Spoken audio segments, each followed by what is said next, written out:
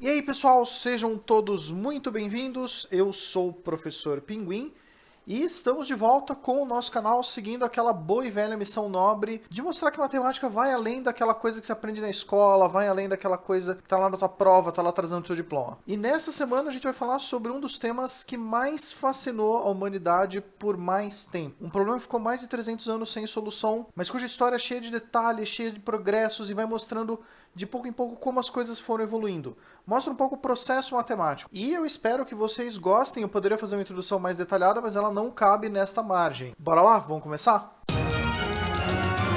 Caso não tenha ficado claro na introdução, ou nas referências que eu coloquei, ou no título, o tema de hoje é o Grande Teorema de Fermat. O Grande Teorema de Fermat, também conhecido como o Último Teorema de Fermat, a história dele começa quando Pierre de Fermat, um matemático francês, que nem sequer era matemático tempo integral, ele tinha uma cópia do livro de aritmética de Diofanto e ele escreveu em latim esta coisa que eu acho que eu não vou tentar pronunciar, que traduzindo para português acaba ficando alguma coisa do tipo: é impossível que um cubo seja escrito como a soma de dois outros cubos, ou uma potência quarta seja escrita como soma de duas potências quartas. Em geral, todo número que é potência de grau maior que 2 não pode ser escrito como soma de outras duas potências da mesma. Eu descobri uma demonstração notável para esse fato, mas essa margem é muito pequena para contê-la. É uma nota de rodapé na margem da capa de um livro dele. E isso gerou uma enorme polêmica entre os matemáticos, e isso gera o Teorema de Fermat. Se a gente for escrever isso em um formato de teorema, com uma linguagem um pouco mais moderna, um pouco mais simples, basicamente a gente tem que, se nós temos três números inteiros, x, y, z, todos diferentes de zero, e algum número natural maior que 3, então essa equação x elevado a n mais y elevado a n igual z elevado a n não vai ter nenhuma solução se os números forem inteiros e as potências forem maiores ou iguais que 3. Com exceção óbvia de que se você puser um zero, por exemplo, 5 elevado a quarta mais 0 elevado a quarta dá 5 elevado a quarta, que é chamado solução trivial, a gente não conta. Tirando esse caso, quando um dos números é zero, Fermat disse que não tem solução, e ele tinha uma demonstração notável que só não cabia naquela margem. E onde está a polêmica desse teorema? O teorema ele foi proposto, não se sabe exatamente o dia em que Fermat escreveu isso no livro, mas ele foi descoberto em 1637 e ele só foi demonstrado em 1994. O Guinness Book ele classifica esse teorema pela quantidade de tentativas frustradas de demonstrar ele, de que ele é o problema de matemática mais difícil de todos os tempos. E o que torna esse teorema tão polêmico é justamente o fato de que existem muitas tentativas frustradas. Fermat disse, não, existe uma demonstração notável para isso, ela só não cabe nessa margem. E ainda tem pessoas hoje tentando descobrir essa mesma demonstração do Fermat. A gente não vai demonstrar esse teorema nesse vídeo. A demonstração está acima do escopo do meu canal, desse vídeo. Mas a gente vai contar a história desse teorema e algumas curiosidades. Mas a história da construção desse teorema, da descoberta, da dedução, existem vários fatos interessantes.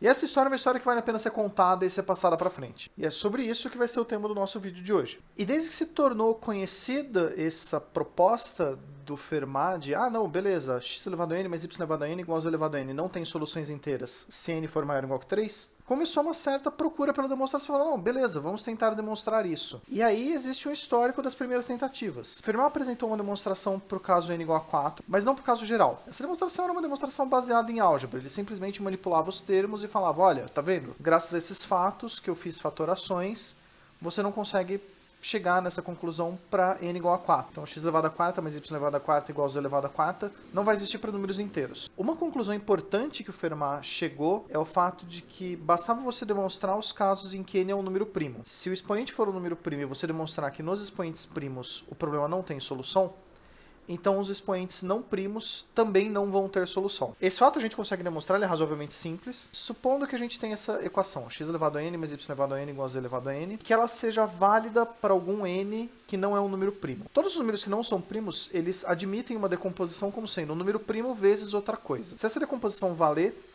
o nosso x elevado a n mais y elevado a n igual a z elevado a n vai se tornar x elevado a p vezes q, y elevado a p vezes q, igual z elevado a p vezes q. E aí, pelas propriedades de potência, a gente pode transformar isso em x elevado a q elevado a p mais y elevado a q elevado a p igual z elevado a q elevado a p. X elevado a q, como x é inteiro e q também é um número inteiro, também vai ser um número inteiro. Eu posso chamar isso de x maiúsculo. Do mesmo jeito, y elevado a q eu posso chamar de y maiúsculo, z elevado a q eu posso chamar de z maiúsculo. Então, existindo valores x, y, z com uma potência não prima, também vai existir um equivalente com uma potência prima.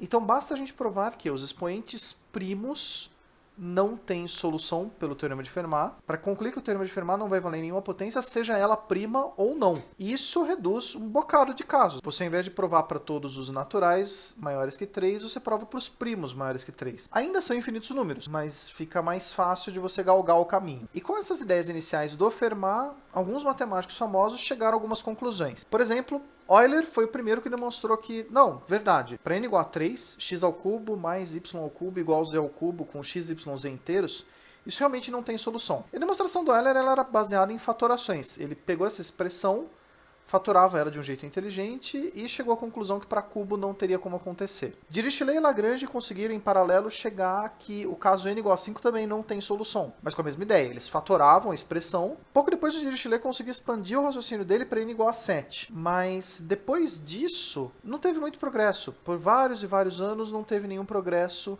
na demonstração. Só sabia que não valia para os números que tinham potências não primas, nem 3, nem 5, nem 7. Mas do 11 em diante está meio aberto. E aí a gente tem progressos com uma mudança de abordagem que acontece quando entra na história Sophie Germain. É uma matemática francesa e ela tem uma abordagem que inova o raciocínio de, ao invés de pensar uma potência por vez e pensar em formas de fatorar para chegar no teorema de Fermat, ela fazer com classes de potências ao mesmo tempo. E ela conseguiu provar que para que x elevado a n mais y elevado a n igual a z elevado a n tenha alguma solução, esse n teria que ser um número primo, de tal modo que 2n mais 1 não seja primo. Então, isso, ela vai matando vários números de uma vez. Como, por exemplo, 11. Porque 2 vezes 11 mais 1 dá 23 e também é primo. 23, o dobro de 23 é 46, mais 1, 47. 47 é um número primo. E com isso ela mata vários e vários números, todos de uma vez, provando. Mas ainda assim não são todos os primos do mundo. Porque, por exemplo, 13... é um número primo, mais 2 vezes 13 dá 26, mais 1, 27, que não é um número primo. Ou 17. 17 é um número primo, mais 2 vezes 17, 34, mais 1, 35.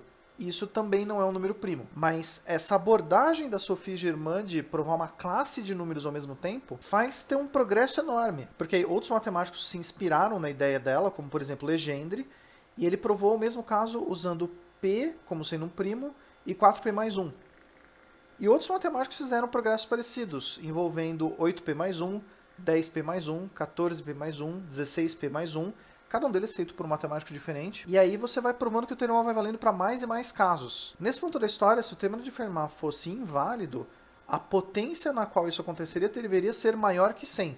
Porque de 100 para baixo já foi provado com todas as técnicas iniciais e também com essas novas criadas por Sophie Germain e os outros matemáticos que foram seguindo a ideia dela. E aqui a história começa a tomar um rumo um pouco diferente, porque entram personagens não usuais na história. Eu não vou arriscar falar o nome, mas em 1908, Paul Wolfsky, acredito que seja essa a pronúncia, um matemático amador alemão, ele, assim como Fermat não era matemático de tempo integral, ele deixa um prêmio de 100 mil marcos alemães, o que convertendo para as moedas atuais, no dia da gravação, é aproximadamente 7.300.000 reais, como prêmio para a primeira pessoa que demonstrasse o teorema de Fermat. Existiam regras. Essa demonstração deveria ser julgada, o prêmio só poderia ser entregue 2 anos depois para dar tempo de alguém refutar, porque nessa altura já apareceram demonstrações falsas com problemas nela. Então ele tomou esse cuidado de deixar isso no testamento dele. Esse aqui é o Paul, isso é uma foto dos primórdios, ele já é do século XX, então já é uma fotografia, não é mais um quadro. E a motivação dele para oferecer esse prêmio é bem inusitada. Paul, ele sofreu uma decepção amorosa muito grande. Ele decidiu que a vida dele não fazia mais sentido e ele iria se matar. No entanto, ele era uma pessoa extremamente metódica e ele marcou que o suicídio dele deveria acontecer na meia-noite. E ele acertou todas as coisas dele e, como pessoa metódica e ao mesmo tempo eficiente, ele acabou as coisas que ele tinha que fazer antes,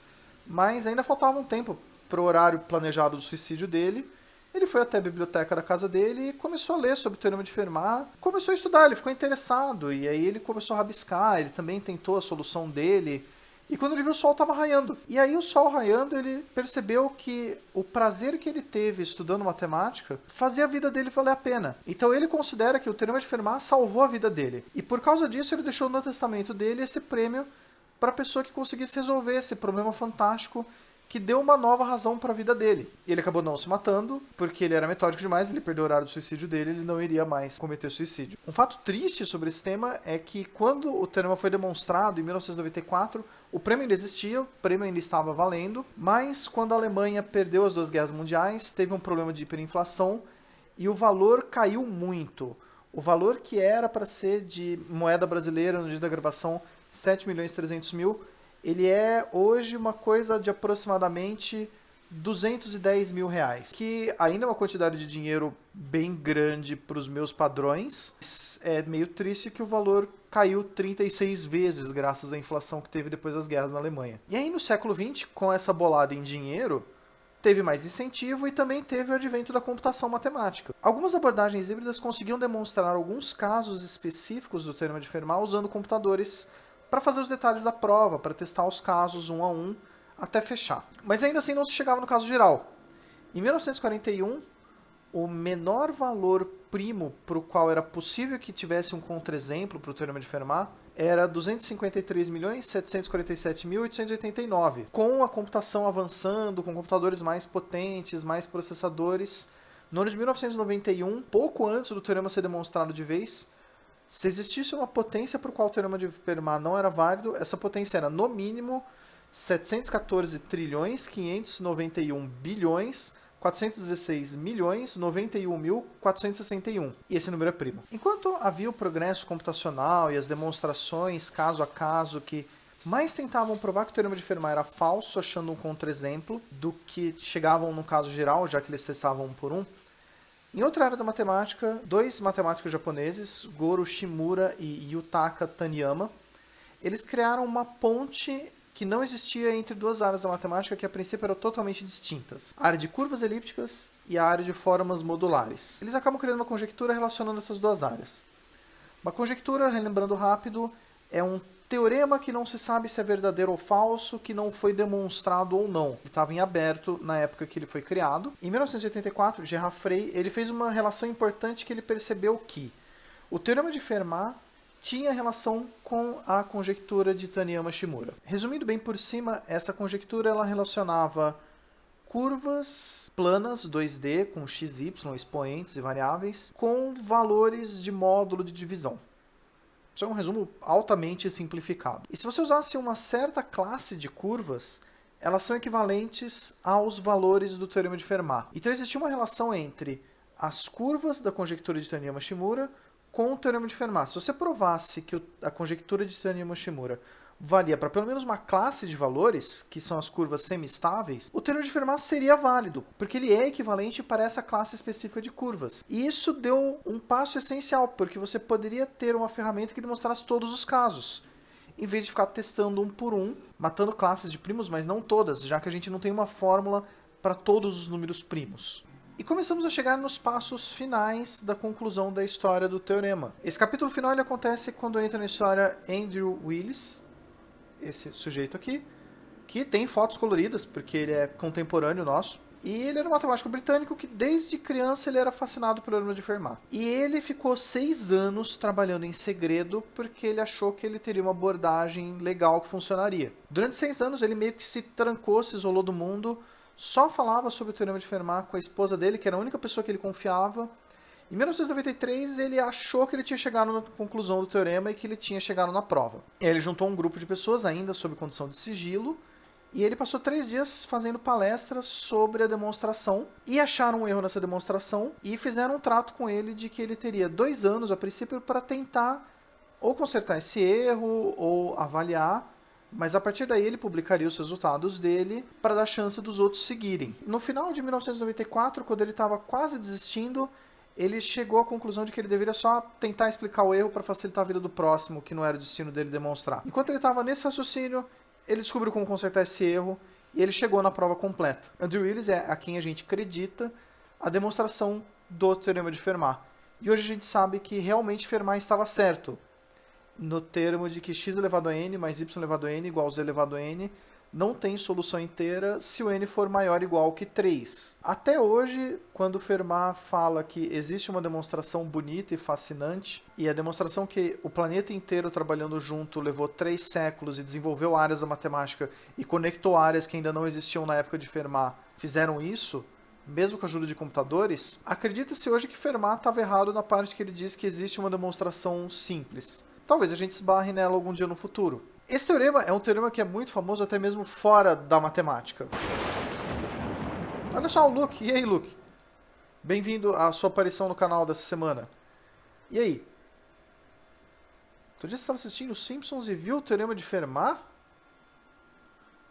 Olha só. Sim, esse frame ele é tirado do episódio Casa das Árvores dos Horrores, episódio 6. É um daqueles especiais de Dia das Bruxas que os Simpsons fazem, que são 3 episódios curtos. Esse episódio é Homer Cubo, quando o Homer vai parar na terceira dimensão e ele é gerado por computação gráfica e foi revolucionário para a época quando isso apareceu, porque CGI era um negócio que ainda era muito caro. Aqui no fundo a gente tem essa equação. 1782 elevado à 12ª potência mais 1841 elevado à 12ª potência igual 1922 elevado à 12ª potência. Isso aqui foi criado pelos criadores do programa como para ser uma piada.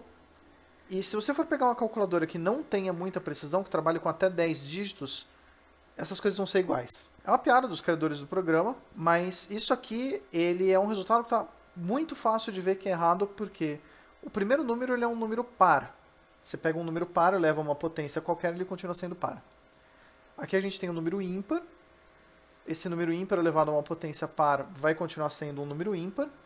Quando você soma um par com ímpar, o resultado é ímpar. Mas do outro lado de igual, a gente tem um número que é uma potência par. Então ele será par. Então o lado esquerdo da equação é ímpar, o lado direito é par. Obviamente essas duas coisas são diferentes. Mas é legal porque ele criou um programa de computador porque ele queria colocar uma coisa do teorema de Fermat nesse episódio. E ele rodou até que ele achou um que tinha uma margem de erro bem pequena. A margem de erro de diferença entre o lado esquerdo e o lado direito da equação é de 10 elevado a menos 8%. É uma margem de erro estupidamente pequena, mas o teorema de Fermat garante que não existe coisas que são iguais, mas nada impede de ter coisas que são próximas. Além disso, esse teorema fez outras aparições legais, como por exemplo, tem um episódio de Star Trek na segunda temporada, chamado The Royale, com o Capitão Picard começando o episódio olhando o teorema de Fermat e estudando ele, admirando e fazendo discursos sobre como nós humanos, na nossa arrogância, às vezes a gente não consegue fazer coisas simples. Em Star Trek ele fica sem demonstração até o século 25, no entanto, ele foi demonstrado menos de 10 anos depois do episódio no ar. Foi um long shot do pessoal que criou o show, de achar que o teorema ainda estaria em aberto, mas é uma referência muito legal, e as filosofias do Picard também são legais, eu gosto de Star Trek. Além disso, tem o episódio de Doctor Who, em 2010, onde o doutor, para provar que ele é inteligente, ele escreve uma demonstração do teorema de Fermat usando poucas linhas de código. Talvez um viajante do tempo conseguisse ir até o futuro onde achar a demonstração simples do Fermat, ou voltar ao passado e perguntar pessoalmente pro Fermat, falar, então, qual é que é essa demonstração simples? É um teorema fascinante, e isso meio que encerra a história desse teorema. Espero que vocês tenham gostado. Aí, ó, o Luke gostou, ele ficou feliz, ele vai mostrar pros amiguinhos dele. Se vocês quiserem mostrar pros seus amiguinhos também, fiquem à vontade, é uma história legal de ser compartilhada. E esse é um resumo de alguns fatos sobre o Teorema de Fermat e a história da humanidade correndo atrás dessa demonstração, que tem prêmios em dinheiro, uma tentativa frustrada de suicídio no meio, aparição desse teorema em seriados famosos. É um teorema legal, é um teorema interessante. Não é a única obra do Fermat, Fermat fez mais coisas. Fazer um vídeo ainda sobre outro teorema importante do Fermat. Se vocês quiserem entrar em contato comigo, vocês sempre têm à disposição lá embaixo os comentários. Eu olho, respondo eventualmente. Vocês também têm a opção de mandar aqui do meu lado, ó, ou meu e-mail ou meu Twitter, se vocês quiserem contato mais pessoal. Lembrando vocês que eu também sou professor particular, dou aulas particulares para ensino médio, para ensino superior. E eu espero que vocês tenham uma boa semana. Na semana que vem a gente está de volta com mais um vídeo mostrando que matemática tem as coisas legais, interessantes, divertidas. E eu espero que vocês tenham uma boa semana e que a gente se veja de novo no futuro. Obrigado, pessoal. Até lá.